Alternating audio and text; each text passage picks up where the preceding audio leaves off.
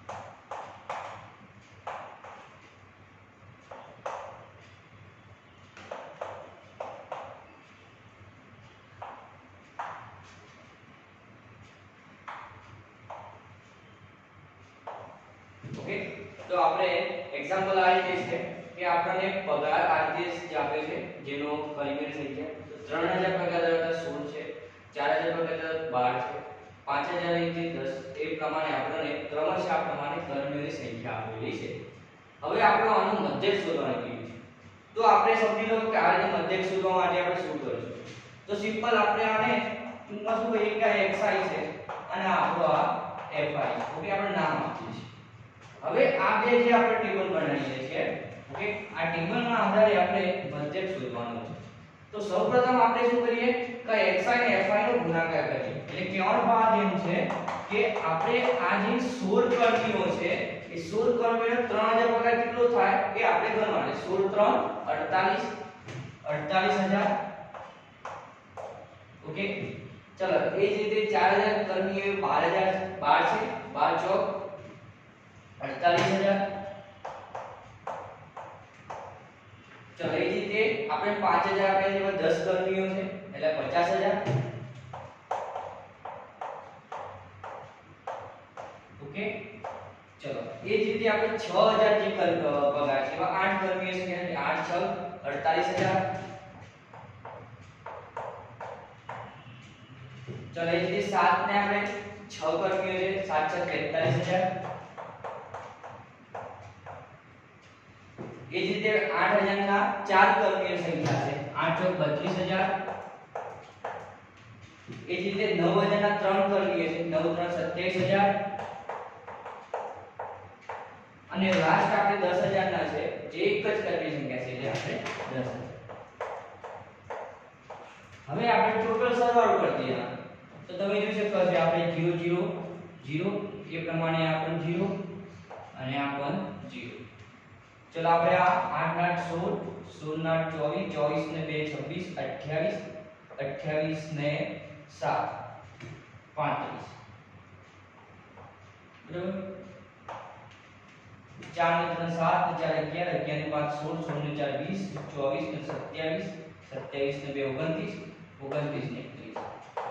એટલે આપણને 3,05,000 જેટલો આપણને કુલ પગાર મળે. હવે એવા ટોટલ કર્મીની સંખ્યા આપણે કેટલી છે?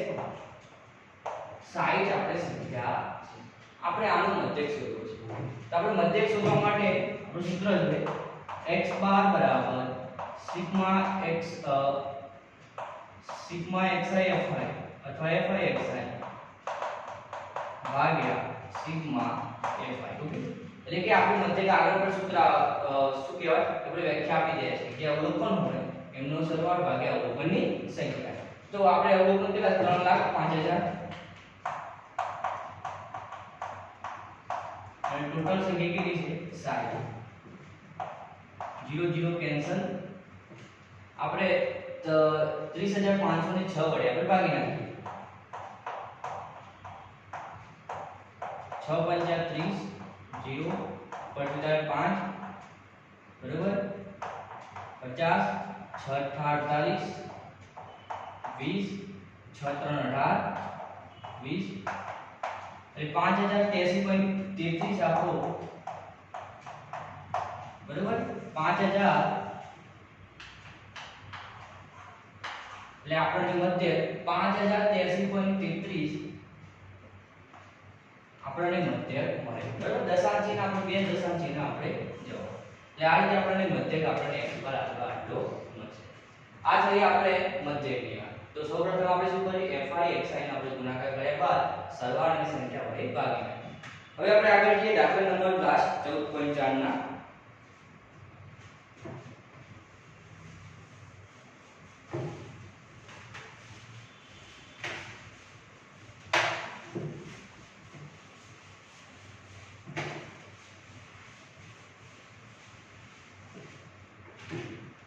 દાખલા નંબર 6 દાખલા નંબર 6 માં તમને એવું કીધું છે નીચેની આપેલી માહિતી આધારિત એક ઉદાહરણ આપો આપણે એક ઉદાહરણ આપવાનું છે કે પહેલું ઉદાહરણ એ પ્રમાણે છે કે મધ્યક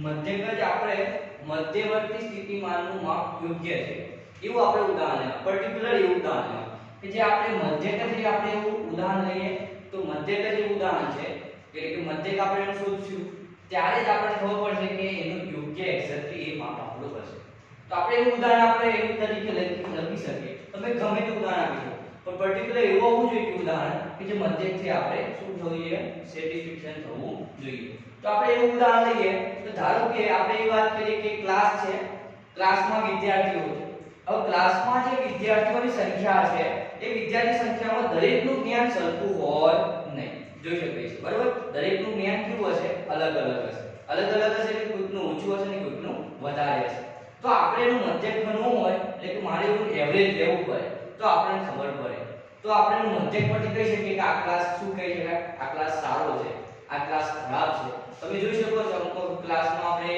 આ રીતે વર્ગ પ્રમાણે ગોઠવતા હોય છે બેકવર્ડ સારા પ્રમાણે તો શું કરીએ એવરેજ કાઢીએ તો આના આ છે પ્રમાણે તો આપણે એ રીતે ક્લાસને આપણે એક ઉદાહરણ લઈ શકીએ એટલે આપણે એમ કહી શકીએ કે કોઈ ક્લાસમાં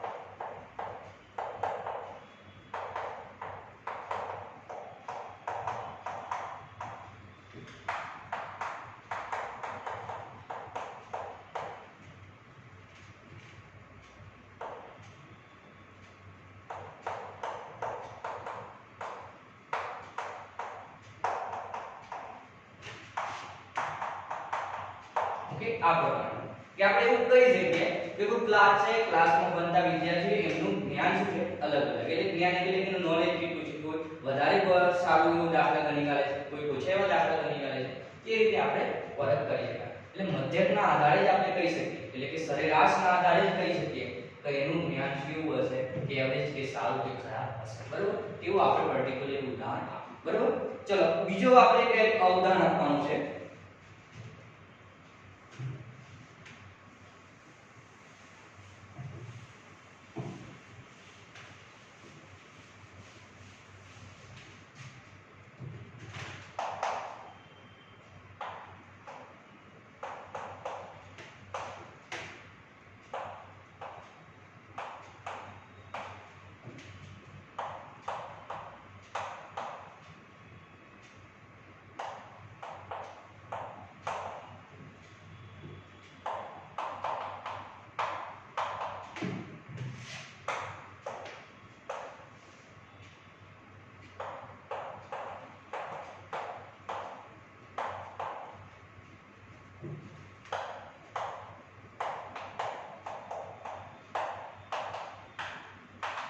હવે આપણે આમાં એક ઉદાહરણ આપવાનું છે કે આ મધ્યવર્તી જે સ્થિતિમાનનું યોગ્ય માપ છે એ યોગ્ય નથી, એટલે કે આપણે જે આગળનું ઉદાહરણ આપ્યું ઓકે એ મધ્યસ્થ જ એક યોગ્ય ઉદાહરણ હોઈ શકે, એટલે મધ્યસ્થ ના થાય. હવે મધ્યસ્થનું આપણે ખબર મધ્યસ્થ એટલે શું કે કોઈ આપણે અવલોકન આપે છે એનું મધ્યસ્થ ચડતા ક્રમમાં ગોઠવવા અથવા ઉતરતા ક્રમમાં ગોઠવવા, એ સરેરાશ પ્રમાણે એ મધ્યસ્થ વચ્ચે રહેલો હોય એને આપણે મધ્ય, અને મધ્ય એટલે શું કે જે એવરેજ હોય આપણે સરેરાશ હોય.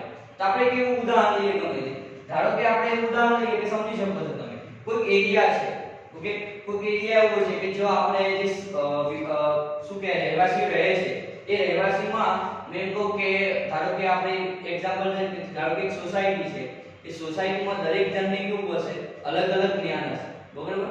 તો હું ધારો કે એવું ઉદાહરણ આપું કે એક સોસાયટીમાં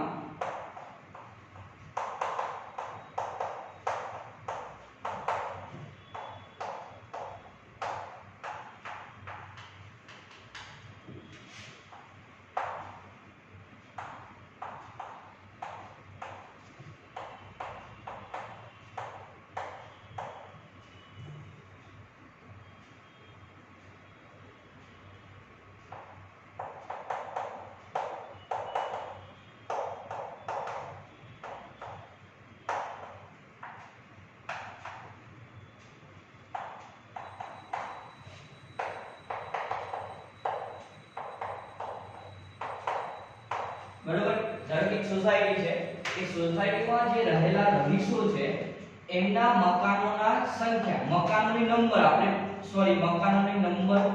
મકાનોની જે નંબર છે એની સંખ્યાનો આપણે મધ્યસ્થ લઈએ બરોબર. ધારો કે આપણી સોસાયટી છે એ સોસાયટીમાં મકાન નંબર હોય અને નંબર આપણે આપતા હોઈએ છીએ કે 1 થી 100, તો મધ્યસ્થ મકાન કયું છે લાઈનમાં હોય એ પ્રમાણે તો આપણે મકાનની સંખ્યા ક્રમશઃ હોય. આપણે એના ધારો કે 93 છે, 93 મકાન છે, 93 આપણે શું કરીશું 93 + 1 ભાગ્યા 2 તો 94 એટલે 42 નું જે મકાન હશે એ આપણું શું હશે મધ્યસ્થ. એટલે આપણે કે ઉદાહરણ કે સોસાયટીમાં રહેલા રહીશોના તેમના મકાનના નંબરના સંખ્યાનો મધ્યસ્થ એ યોગ્ય ઉદાહરણ છે ઓકે. તો આપણે ગમે તેવું તમે લખતું કોઈ પણ ઉદાહરણ આપી શકો છો. તો આપણે આટલું સ્વાધ્યાય આપણે પૂરું થાય છે. હવે આના લગતી આપણે થોડી આપણે વાત કરીએ ઓકે. તો એક્સ્ટ્રા એટલે આપણે પ્રેક્ટિસ વર્કના થોડા એક્ઝામ્પલ લઈએ જેથી કરીને આપણે જે ભણી ચૂક્યા છે એ આપણે થોડું રિપીટ થઈ જાય ઓકે. તો ચલો આપણે પ્રેક્ટિસ વર્ક તરફ જઈએ.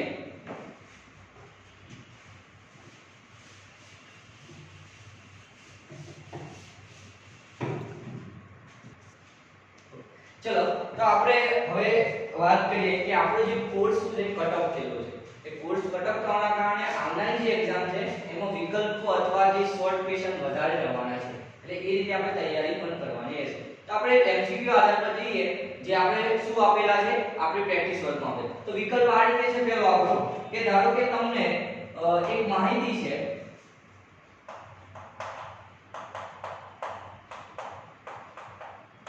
પ્રેક્ટિસ વર્ક એક માહિતી છે એના આપણને અવલોકનો આપેલા છે. અવલોકન આ પ્રમાણે આપેલા છે કે 0 થી આપણને આ રીતે અવલોકન આપેલા છે કે 0 3 2 5 7 8 10 12 5 6 6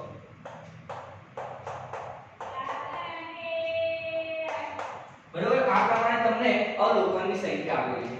હવે તમને એવું કીધું છે કે આનું વર્ગીકરણ કરતા વર્ગ 0 અને 5 ની આવૃત્તિ ખાલી જગ્યા થાય ના વર્ગીકૃત આવૃત્તિ 0 થી 5 ખાલી જગ્યા અવલોકન થાય. હવે મેં તમને પહેલાથી કીધું છે કે 0 થી 5 કીધા છે, એનો મીનિંગ શું કે 0 જે સંખ્યા હશે એ આવશે પરંતુ 5 જે સંખ્યા હશે નહીં આવે, 5 થી નાની આવશે એટલે કે 4 આવશે, 5 નહીં આવે. એટલે 0 થી 5 અવલોકન જે ધરાવતા હોય એમાં અવલોકનની સંખ્યા કેટલી હશે એવો આપણે પ્રશ્ન પૂછેલો છે. તો વિકલ્પ આ પ્રમાણે આપે છે તમને a = 1 b = 2 c = 3 અને d = 4. ચલો ગેસ કરી શકો છો તમે અવલોકન ગણીને 0 થી 5 માં આપણે કઈ સંખ્યા હશે, એટલે મેં તમને પહેલા કીધું કે 0 થી 0 પણ હોવો જોઈએ પણ 5 થી નાની સંખ્યા આવવી જોઈએ. એવા કયા અવલોકન હશે આપણને આ ચાર વિકલ્પમાંથી આપણે વિકલ્પ આપણે પસંદ કરવાનો. તો તમે જોઈ શકો જો આપણે આ રીતે સોલ્યુશન કરી શકાય. ચલો આપણે એક અવલોકન આવે 1 2 3 5 ના આવે, 10 પણ ના આવે, 12 પણ ના આવે, 5 પણ ના આવે, 6 4 આવે, બરોબર. ચલો એ જ રીતે તો 1 2 3 અને 4. તો આપણા અવલોકનની સંખ્યા કેટલી હશે? 0 થી 5 માં અવલોકનની સંખ્યા કેટલી હશે? 4 હશે. તો આ રીતે પણ તમને વિકલ્પના પ્રશ્નો પૂછે. ચલો આગળ જોઈએ બીજો વિકલ્પ.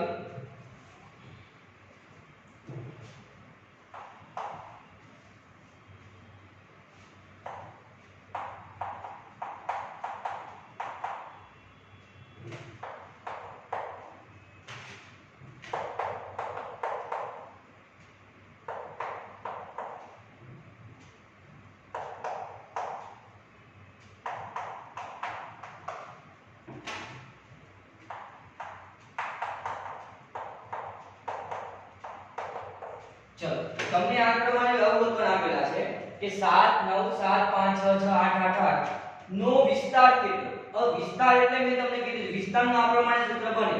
તમને ખબર જ છે વિસ્તાર એટલે કે મહત્તમ અવલોકન માઈનસ ન્યૂનતમ અવલોકન. એટલે કે મહત્તમ અવલોકન આપણે કેટલું હશે અને ન્યૂનતમ અવલોકન કેટલું હશે.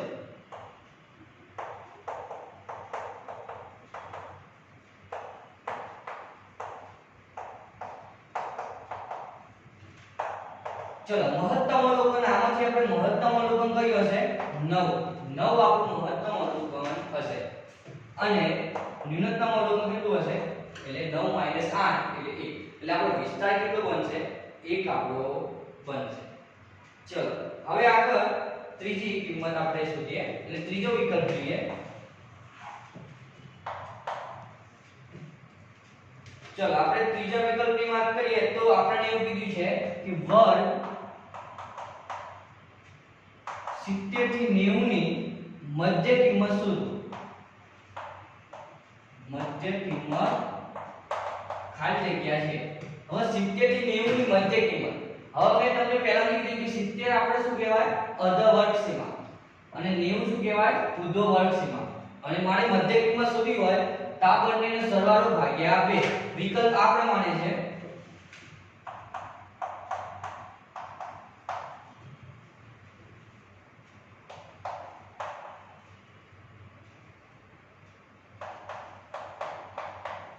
બરાબર વિકલ્પ આ પ્રમાણે છે. ચલો 70 + 90 ભાગ્યા 2 એટલે કેટલા થશે? 160 ભાગ્યા 2 એટલે કેટલા આયા? 80 આયા. તો આપણે કિંમત આપણને આ પ્રમાણે આપેલી છે. બરાબર તો આપણો વિકલ્પ કયો બનશે? C બનશે. ઓકે આપણો વિકલ્પ શું બનશે? C. મધ્ય કિંમત એટલે બંને વચ્ચેની કિંમત. જે આપણે 70 અને 90 નો સરવાળો કરીને 2 વડે ભાગીએ આપણે મધ્ય કિંમત મળે. ઓકે ચલો આપણે ચોથા વિકલ્પ પર જઈએ. એ પણ સેમ આપણને એવું કહેવામાં આવ્યું છે પણ એ લખતો જ છે. ચોથો વિકલ્પ આવો છે કે 50.5 અને 55.5 ની વર્ગ લંબાઈ કેટલી થાય? વર્ગ લંબાઈ કેટલી થાય? હવે વર્ગ લંબાઈ એટલે શું કે આપણે ઉર્ધ્વ સીમામાંથી અધઃ સીમા બાદ કરીએ એટલે આપણે વર્ગ લંબાઈ મળે. એટલે કે 55.5 માંથી 50.5 બાદ કરું એટલે મને કેટલા મળે? 5 મળે. એટલે આપણી વર્ગ લંબાઈ કેટલી હશે? 5 હશે. કેટલી હશે? 5. તો આ પ્રમાણે આપણે આ રીતે વિકલ્પ મેળવી શકાય. ચલો આગળ દાખલા નંબર 6.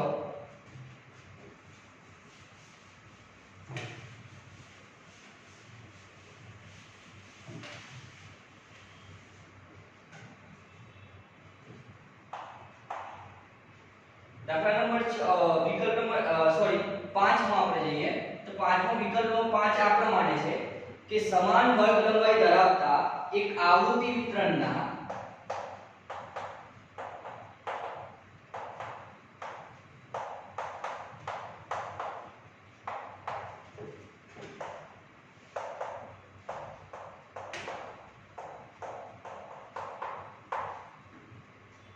બે ક્રમિક વર્ગોની મધ્ય કિંમત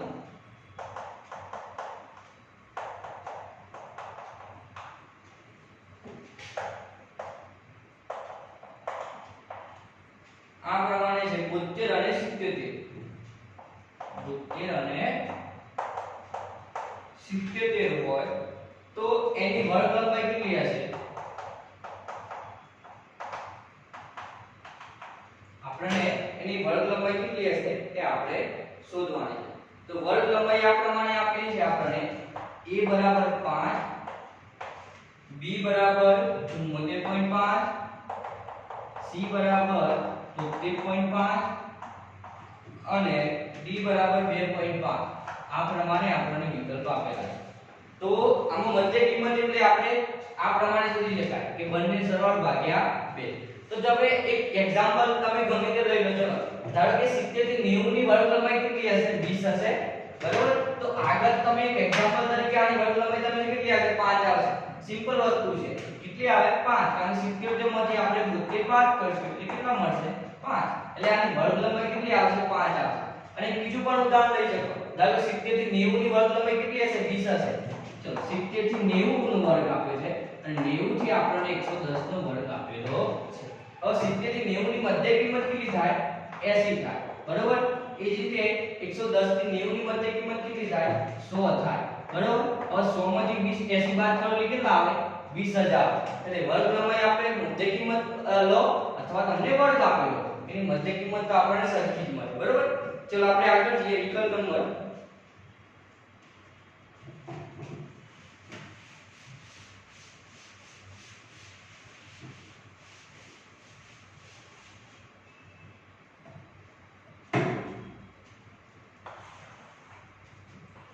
વિકલ્પ નંબર 6 એવો છે કે આપણને 20 વિદ્યાર્થીઓના મેળવેલ ગુણ આ પ્રમાણે આપેલા છે કે 20 વિદ્યાર્થીઓએ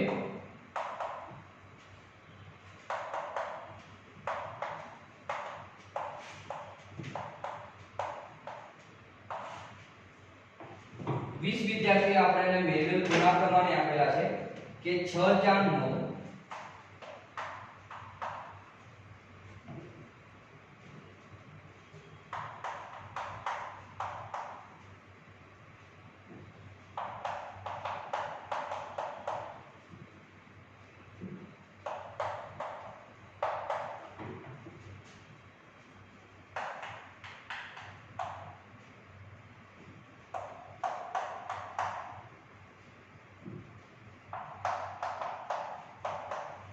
બરાબર.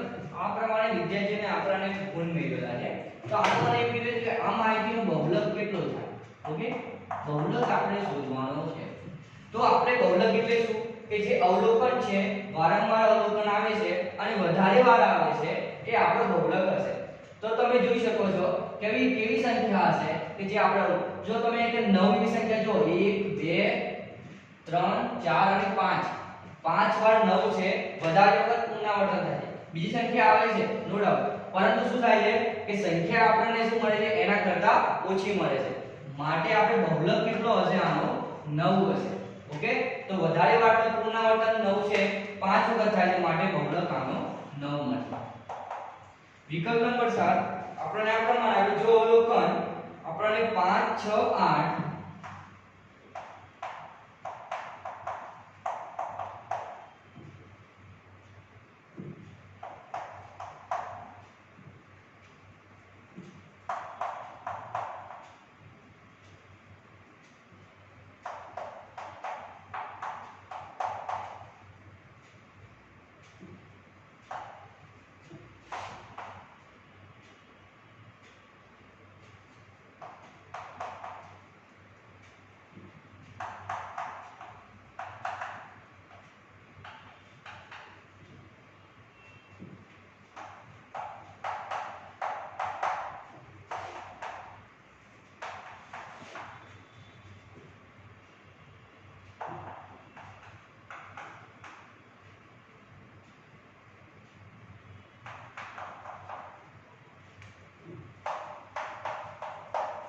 ચલો એક સરસ વિકલ્પ આપેલો છે આપણને બુદ્ધિ આપણને ઉપયોગ કરવાનો છે કે ગણતરી પણ નથી કરવાની, બુદ્ધિનો ઉપયોગ કરવાનો છે. તો અવલોકન આ પ્રમાણે આપેલા છે 5 6 8 9 6 8 9 4 5 8 9 1 10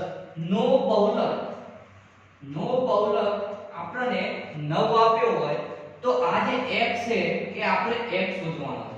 તો તમે ગેસ કરી શકો કે 4 માંથી આપણે ABCD આપ્યા છે, ABCD માંથી કયો વિકલ્પ હશે?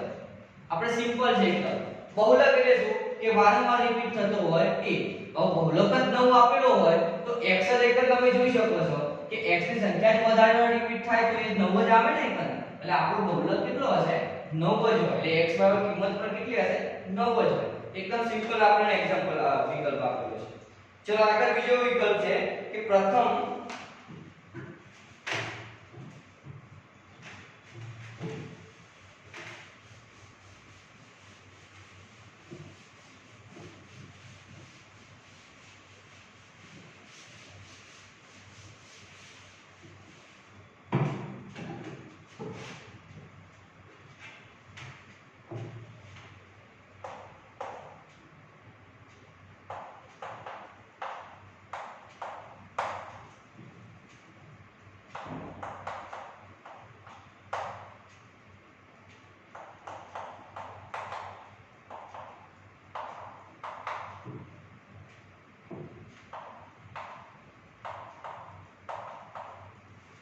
ચલો આપણને આ પ્રમાણે આપ્યું છે કે પ્રથમ 10 પ્રાકૃતિક સંખ્યાનો મધ્યસ્થ કેટલો હશે. અને વિકલ્પ આ પ્રમાણે છે આપણને a બરાબર 5, b બરાબર 5.5, c બરાબર 6, d બરાબર 6.5. આપણને પ્રથમ 10 પ્રાકૃતિક સંખ્યાઓ છે અને 10 પ્રાકૃતિક સંખ્યાઓનો મધ્યસ્થ આપણને સંખ્યા આપેલી છે કે એનો કેટલો હશે. મધ્યસ્થ એટલે શું કે મધ્યમાં રહેલી સંખ્યા. ઓકે ચલો હવે પ્રથમ 10 પ્રાકૃતિક સંખ્યા કેટલી શરૂ થાય આ 1 થી શરૂઆત થાય. ઓકે અને 10 આપણે 10 સુધી આપણે જવું પડે 9 અને 10. હવે મધ્યસ્થ શોધવા માટે આપણે શું કરવું પડે એને ચડતા ક્રમમાં ગોઠવવું પડે અથવા ઉતરતા ક્રમમાં ગોઠવવું પડે. તો ઓલરેડી આપણે ચડતા ક્રમમાં છે. ઓકે આ ઓર્ડરમાં છે માટે તમે જોઈ શકો છો કે આપણને મધ્ય શોધવાનું. હવે આની સંખ્યા કેટલી છે n કેવો છે આપણને યુગ્મ છે કે અયુગ્મ. તો તમે જોઈ શકો છો યુગ્મ છે એટલે સૂત્ર કેવું વાપરવું પડશે n આપણું યુગ્મ છે એટલે કે બેકી છે માટે n ભાગ્યા 2 પ્લસ 1. હવે n ભાગ્યા 2 એટલે 10 ભાગ્યા 2 પ્લસ 1 એટલે આપણો અવલોકન કયું આવશે છઠ્ઠો અવલોકન. એટલે મધ્યસ્થ આપણો કેટલો આવશે 6 આવશે. બરોબર તો આ રીતે તમે શોધી શકો છો. તો આપણે તમને ફરીથી તમારી પાસે સાહિત્ય હોય અથવા ના હોય તો આપણે પાઠ્યપુસ્તકોનો આપણે ઉપયોગ કરવાનો છે. પાઠ્યપુસ્તકના આધારે આપણે જો ઉપયોગ કરશું તો આપણે દરેક કોઈ પણ પ્રકારની માહિતી હશે એ આપણને જરૂર આવશે. માટે આપણે જો અત્યાર સુધી આપણે દરેક જે ચેપ્ટર હતા એ ચેપ્ટર આપણે બધા શીખી ગયા છે. ઓકે તો તમે અત્યારે શરૂઆતથી માંડીને તે અંત સુધી તમે જોઈ શકો લેક્ચરમાં એક એક પોઈન્ટ ટુ પોઈન્ટ આપણે ચલાવ્યા છે. માટે તમે શું કરવાનું કે જો પાઠ્યપુસ્તક લઈને આપણે જે કટઓફ આધારે જ આપણે દાખલા ગણવાના રહેશે. તો તમે ફરીથી અત્યારે તમારે વેકેશન જેવો સમય ચાલે છે સ્કૂલે જવાનું હોતું નથી માટે તમે ઘરેથી શાંતિથી આનો ઉપયોગ કરો. બરોબર તો આટલા સુધી આપણે લેક્ચર રાખીએ છીએ. આગળ પણ આપણે આનું પુનરાવર્તન આપણે બીજા ચેપ્ટરનું કરાવશું.